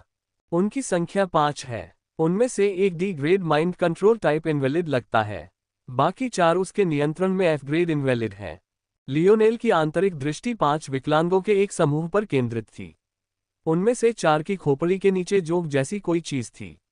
उन्हें नियंत्रित करने वाली विकलांग बीच में खड़ी थी और उसके सिर से तंबू निकल रहे थे। पहले लियोनेल ऐसा नजारा देखकर सिहर उठता था, लेकिन अब उसे इसकी आदत हो गई थी। जो लोग सफलतापूर्वक जागृत हो जाते थे वे आमतौर पर किसी भी अजीब उत्परिवर्तन से बच जाते थे। लेकिन विकलांग लोग, जो मूलतः वे थे जो अपनी क्षमताओं को जागृत करने में असफल रहे और इस प्रकार अपने मन पर नियंत्रण खो बैठे, इतने भाग्यशाली नहीं थे। उनमें से कई में ऐसी ही स्पष्ट विकृतियां थीं। बेशक जो लोग अपनी क्षमताओं को जगाने में कामयाब रहे, उनमें उत्परिवर्तन न होने की गारंटी नहीं थी। लेकिन ज्यादातर लोग अपनी क्षमता की जरूरत पड़ने तक उसे छिपा सकते थे। उदाहरण के लिए लियोनेल की मुलाकात बहुत पहले मेटल ए ग्रेड इनवैलिड से हुई थी। अगर उसने अपनी क्षमता को सफलतापूर्वक जागृत कर लिया होता और इनवैलिड नहीं बना होता, तो उसे हर समय मेटल मैन की तरह घूमने की जरूरत नहीं पड़ती। उफ, दिमाग पर नियंत्रण रखने वालों से निपटना सबसे मुश्किल होता है। खुशकिस्मती से यह सिर्फ डी ग्रेड वाला है। शाबाश छोटे भाई, आगे हम इसे संभाल लेंगे। हाँ, लियोनेल की पीठ पर एक जोरदार थप्पड़ पड़ा। शाबाश, नौसिखिए, मैं जाकर उन्हें तुम्हारे लिए कुचल दूंगा। लियोनेल केवल कड़वी मुस्कान ही दे सका जब माल्ट 3 लोगों के एक समूह को इनवैलिड्स की ओर ले जा रहा था। स्लेयर लीजन में आए उसे 2 हफ्ते हो चुके थे, लेकिन इस दौरान उसने बस इतना ही किया था। अपने निजी समय में सेगमेंटेड क्यूब में की गई ट्रेनिंग के अलावा वह असल में बस एक महिमामंडित कंपास ही था। खैर, कम से कम ये लोग मेरे साथ अच्छा व्यवहार करते हैं। जिस बड़े आदमी ने अभी अभी अपना बैग थपथपाया था उसका नाम गेरोड था। वह स्काउट यूनिट्स और ग्राउंड कॉम्बैट यूनिट्स के बीच एक साझेदारी कार्यक्रम का हिस्सा था। वह मुख्य रूप से उनकी सुरक्षा का प्रभारी था, क्योंकि वे बंदरगाह के बहुत करीब पहुंच चुके इनवैलिड लोगों को हटा रहे थे। उसके अलावा बाकी 2 लोग एक साधारण आदमी और एक युवती थे जो दिखने में किशोरी जैसी लग रही थी, हालांकि उनकी उम्र 30 साल थी। उन्हें क्रमशः डेवी और लिसा के नाम से जाना जाता था। freewebnovel.com। वे दोनों उन कचरे लोगों में से थे जिनका जिक्र कैप्टन झांग ने किया था। उनके पास स्काउट से जुड़ी कोई क्षमता नहीं थी, बल्कि वे युद्ध उन्मुख थे। चूंकि उनकी क्षमताएं अपेक्षाकृत कमजोर थीं, इसलिए उन्हें स्काउट इकाइयों में शामिल कर लिया गया। बेशक चीजें इतनी आसान नहीं थीं। मेटामॉर्फोसिस से पहले स्लेयर लीजन के कई सदस्य पहले से ही मौजूद थे, इसलिए उनकी भूमिकाएं पहले से ही अच्छी तरह से अभ्यस्त थीं। यही कारण था कि माल्ट में एक संवेदी क्षमता जागृत होने के बावजूद वह लियोनेल को पीछे छोड़ते हुए दूसरों के साथ आगे बढ़ गया। गेरोल्ड को अपनी पीठ से एक विशाल गदा निकालकर आगे बढ़ते देख लियोनेल ने आह भरी। हालांकि एक क्षण बाद उसने खुद को संभाला।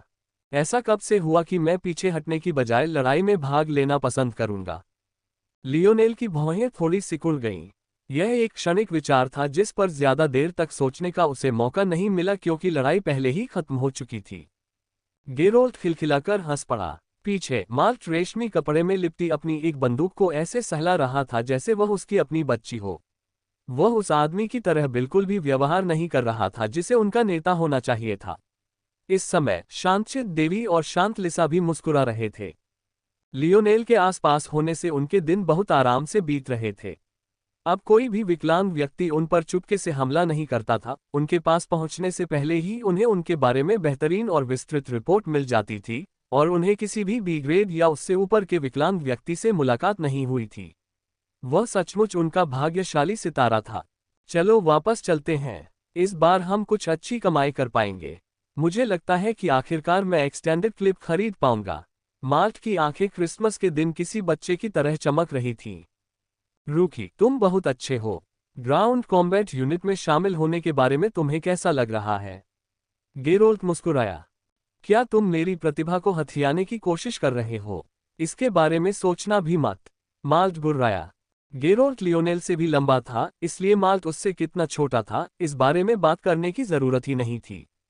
फिर भी माल्ट पीछे नहीं हटा, यहां तक कि उसने अपनी बंदूक की नोक गेरोल्ट की छाती पर भी तान दी। वह यहां बेकार पड़ा है। तुम्हारी स्काउट यूनिट में कमी है। गेरोल्ट माल्ट से बिल्कुल भी परेशान नहीं लग रहा था।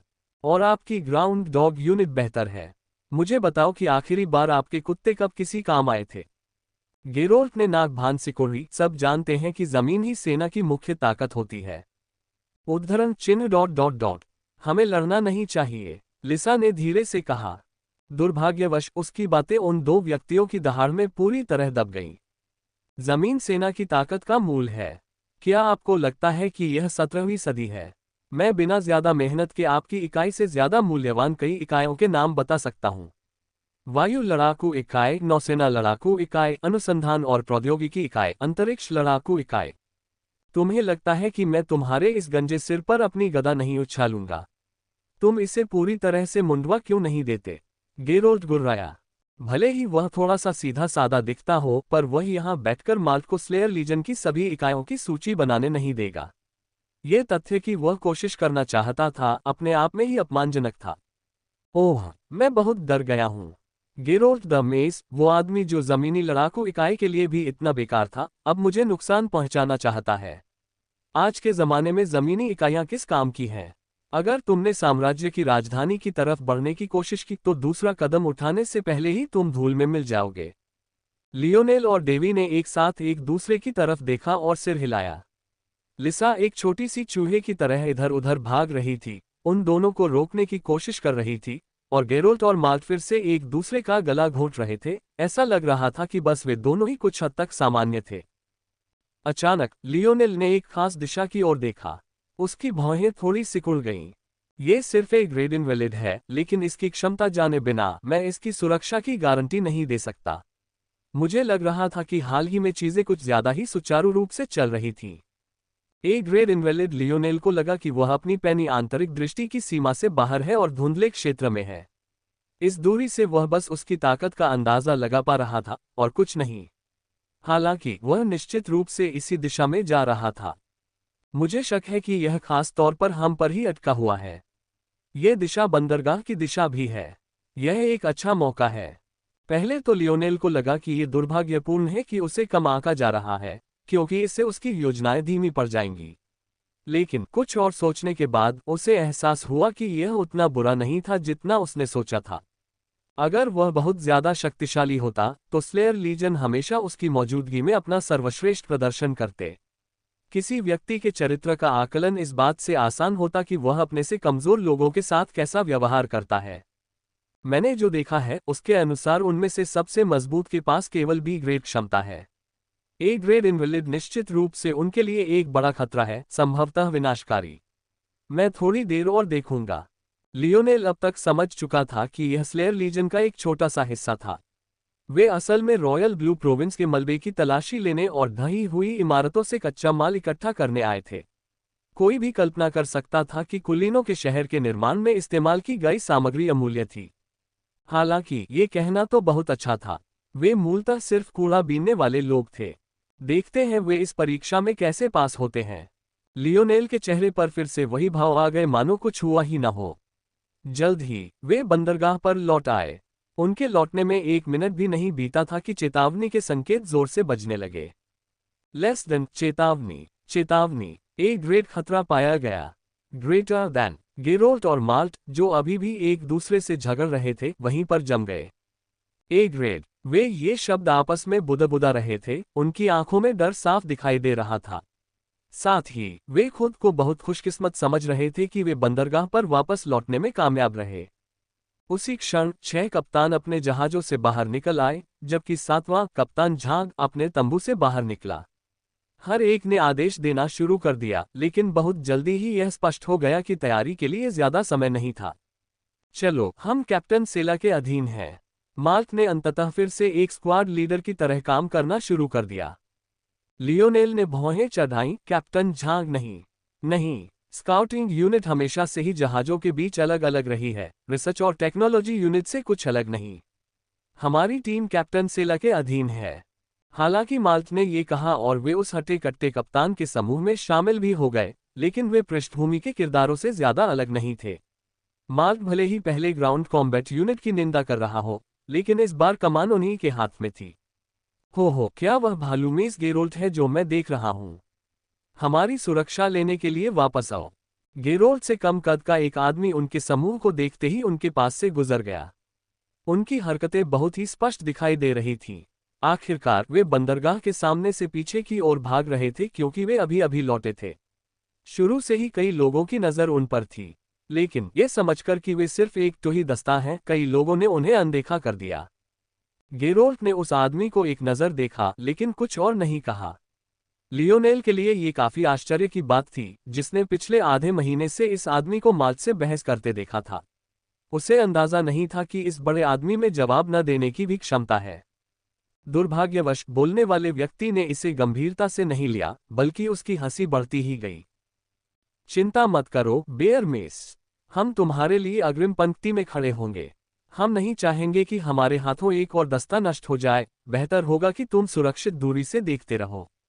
गेरोल्ट के कदम एक पल के लिए रुक गए, उसकी आंखें सिकुड़ गईं। लेकिन एक बार फिर उसने कुछ नहीं कहा। उस आदमी की हंसी का उनके आसपास मौजूद दस्ते ने भी साथ दिया, लेकिन किसी ने कुछ नहीं कहा। वह पल बहुत तनावपूर्ण था। सच कहूं तो उन्होंने इसे मंडराते खतरे से राहत के तौर पर लिया। यहां तक कि कैप्टन सेला, जो उस पूरे मामले के दौरान वहां मौजूद थे, ने भी कुछ नहीं कहा। लियोनेल ने भौहें चढ़ाईं। यहां जल्द ही एक लड़ाई होने वाली है। मुझे लगता है कि बेहतर होगा कि आप उस पर ध्यान केंद्रित करें बजाय इसके कि आप कुछ अर्थहीन प्रहार करें। कैप्टन सेला की टुकड़ी के लिए लियोनेल की आवाज सुनना शायद उस समय की आखिरी उम्मीद थी। कई लोगों की नजरें उसकी ओर मुड़ने से खुद को नहीं रोक पाईं। हालांकि उन्होंने जो देखा उससे उनकी भौहें तन गईं।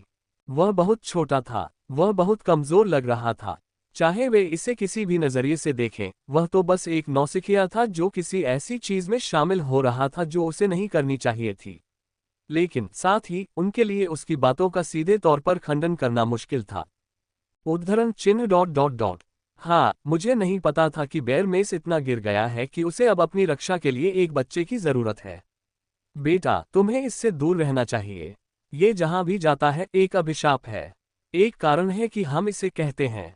मैं समझ गया। हाँ, बहुत मजेदार है। बेयर मेस एक बहुत ही चतुर उपनाम है। चूंकि तुम इतने चतुर हो कि इसे सोच सकते हो, तो तुम्हें यह भी पता होना चाहिए कि तुम्हें कब कुछ बातें कहनी चाहिए और कब नहीं। तुम तो बड़े हो, तुम एक बदमिजाज बच्चे की तरह क्यों व्यवहार कर रहे हो? लियोनेल। अचानक बीच में बोलने की आवाज सुनकर लियोनेल की भौहें तन गईं। अब तक कैप्टन सेला ने एक शब्द भी नहीं कहा था, लेकिन अब अचानक बोल रही थी। हालांकि लियोनेल के शब्दों की बौछार का निशाना बने उस आदमी के लिए वह उसकी रक्षक की तरह थी। अगर उसकी बदनामी का खतरा न होता तो शायद वह इसी पल सिर झुकाकर उसे धन्यवाद दे देता। लियोनेल की नजरें उससे मिली, लेकिन उसने कोई जवाब नहीं दिया। बस बहुत हो गया, कैप्टन सेला ने भौहें सिकोड़ते हुए कहा। लियोनेल के चेहरे पर ज्यादा बदलाव नहीं आया, लेकिन वह अंदर से निराश था। मैं समझ गया, उसने साफ कहा। तो फिर चलें। उसके शब्दों का दूसरा भाग उसकी टुकड़ी की ओर इशारा कर रहा था।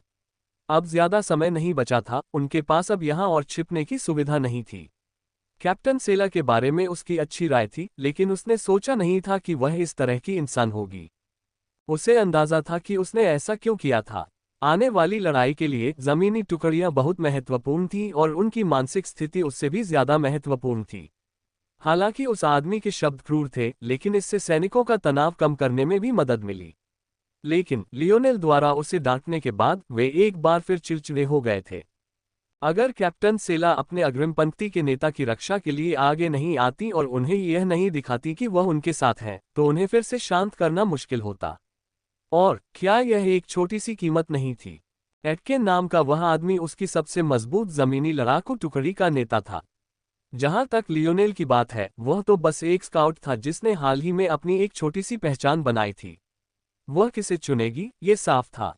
अगर वह लियोनेल के साथ तनावपूर्ण रिश्ते को एक मजबूत अग्रिम पंक्ति के लिए बदल सकती थी, तो वह क्यों हिचकिचाती। लियोनेल इतना समझदार था कि इसे समझ सकता था।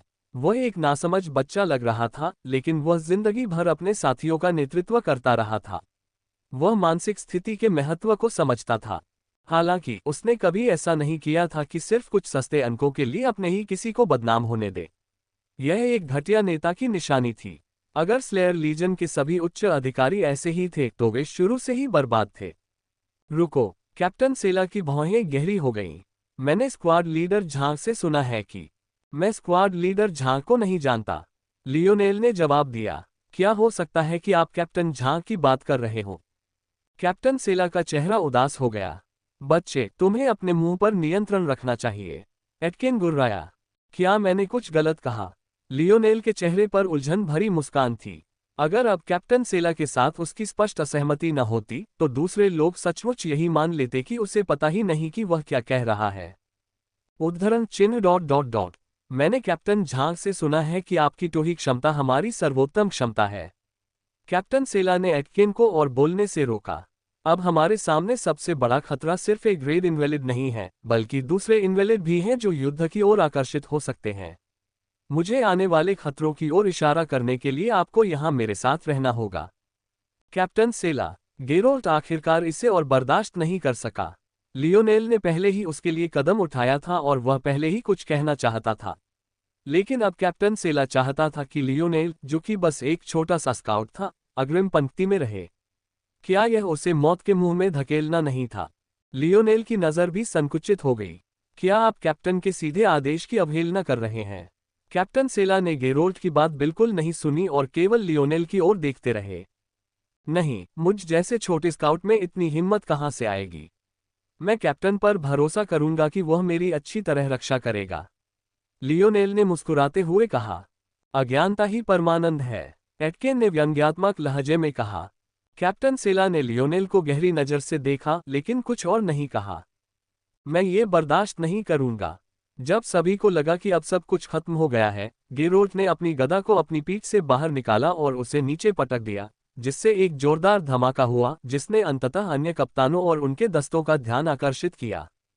गेरोल्ट, लियोनेल ने उसके कंधे पर थपथपाया। सब ठीक है। दूसरों को लग सकता है कि कैप्टन सेला बस उसे निशाना बना रही थी, लेकिन लियोनेल समझ गया था कि मामला यहां तक कैसे पहुंचा। शायद अगर उसने कैप्टन झांग के पदवी के बारे में उसे सही न बताया होता तो उसकी प्रतिक्रिया ऐसी न होती। लेकिन फिर भी उसके लिए ये ज्यादा मायने नहीं रखता था। एक ग्रेड इनवैलिड, एक भी फोर्स नोड बनाने से पहले ही उसने 7 लोगों को मार डाला था, और इस बारे में बहस करने का भी समय नहीं बचा था। मैं ठीक हूंगा, कैप्टन सेला मेरी रक्षा करेंगे। जल्दी से पीछे चले जाओ। दूर से ही वह विकलांग व्यक्ति पहले से ही पास आ रहा था, लेकिन लियोनेल ने जो देखा उससे उसकी भौहें थोड़ी सिकुड़ गईं। यह अमान्य नहीं है। एक गोरिल्ला जैसा प्राणी जो मुट्ठियों के बल चलते हुए भी 2 मीटर लंबा था, धीरे धीरे पास आया। लियोनेल ने भौहें चढ़ाईं। उसने पहले तो यही मान लिया था कि यह कोई इनवैलिड है। इस जीव में कुछ ऐसा था जो उसे किसी इनवैलिड की याद दिलाता था। उसने मूलतः अपनी आंतरिक दृष्टि की धुंधली सीमा से उस जीव को भांप लिया था। इस कारण उससे निर्णय लेने में त्रुटि हो गई थी। क्या ये ऑक्टोपस जैसा ही कोई और जानवर है। लियोनेल की भौहें और गहरी हो गईं। चाहे वह कितना भी हास्यास्पद क्यों न हो, ऑक्टोपस का दिखना उसे स्वीकार था। आखिरकार रॉयल ब्लू प्रांत समुद्र तट पर स्थित था। ऐसा होना असंभव नहीं था, भले ही संभावना कम ही क्यों न हो। लेकिन गोरिल्ला, वे अपने प्राकृतिक आवास से बहुत दूर थे। यहाँ किसी गोरिल्ला के दिखने की संभावना शहर में किसी ऑक्टोपस के हमले से भी कम होनी चाहिए। क्या कैप्टन सेला ने तुमसे 4 मांगे थे। पीछे हटो और मेरी संरचना को बर्बाद मत करो, एटकिन ने माल्ट और बाकी लोगों से गरजते हुए कहा। तुम। गेरोल्ट एक बार फिर लगभग फट गया। सैनिक, अब पीछे की पंक्ति में आ जाओ। कैप्टन सेला ने स्काउटिंग दस्ते को घूर कर देखा, जो लियोनेल का साथ छोड़ने को तैयार नहीं थे। गेरोल्ट गुस्से से भर गया था। ऐसा लग रहा था कि अब वह सचमुच किसी भी पल अपनी गदा घुमा देगा। लेकिन कैप्टन सेला के अगले शब्द मानो उसकी भावनाओं पर ठंडे पानी की बाल्टी डाल रहे थे। क्या आप कोर्ट मार्शल की कोशिश कर रहे हैं? साम्राज्य की असली सेना की तुलना में स्लेयर लीजन के लोग इन शब्दों से और भी ज्यादा डरते थे। वे तो पहले से ही भगोड़े थे। अगर विद्रोहियों ने भी उन्हें ठुकरा दिया तो वे कहां जाएंगे? अपनी जिंदगी का क्या करेंगे? उनका तो अंत ही हो जाएगा। एक तरह से विद्रोही सेना में शामिल होना अपनी जिंदगी की चाबी किसी और को सौंपने जैसा था। अब कोई रास्ता नहीं बचा था। गेरोल्ट और माल्ट की टुकड़ी के बाकी सदस्य पसीने से तरबतर हो गए। पीले चेहरों के साथ वे केवल लियोनेल की ओर दोषी नजरों से देख सकते थे और धीरे धीरे टुकड़ी के पीछे की ओर गायब हो गए।